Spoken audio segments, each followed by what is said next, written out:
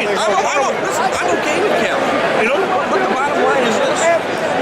Ladies and gentlemen, may I have your attention, please?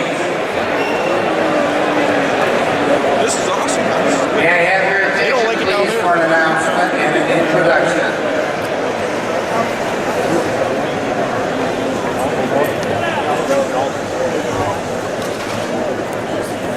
Ladies and gentlemen, it's my pleasure to introduce to you a candidate for the 2nd Congressional District of Michigan in this August primary,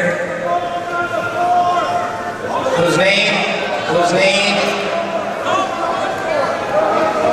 is Bill Cooper, for the purposes of a motion. Mr. Cooper.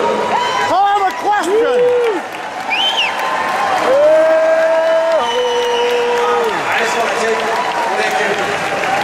I just want to take a moment and thank them for allowing me to negotiate, being able to make 1 point. I really appreciate everybody who raised their hand for me. I appreciate the support of the I Caucus. I appreciate the support of the Tea Party. I also appreciate the 20,587, I think, or so people that voted for me in the last election cycle. Yep. This is not a perfect process. I think we can all agree on that. But I don't necessarily think we can divide it up between good and evil or right and wrong. It's just not a perfect process.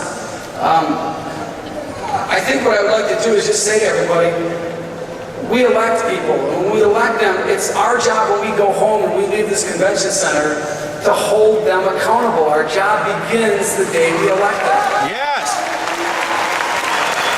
So, what I would like to ask everybody in this room to do is I would like to ask everybody in this room to support Rick Snyder, to support Brian Kelly, and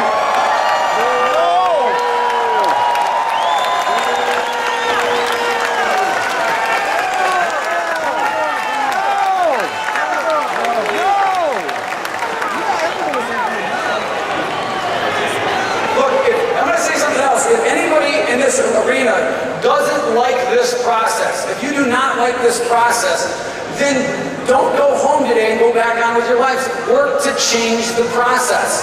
The process is the problem, not me. It's not Brian Kelly.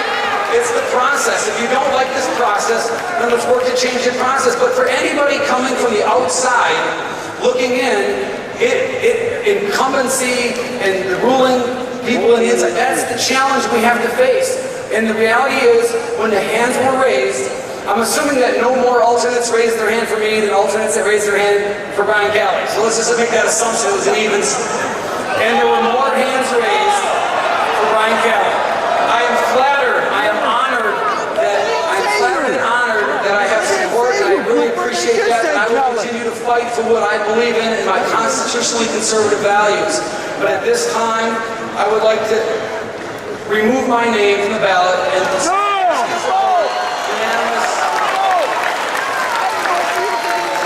I can't read Eric Gostick's writing, but I can't tell how much I appreciate it.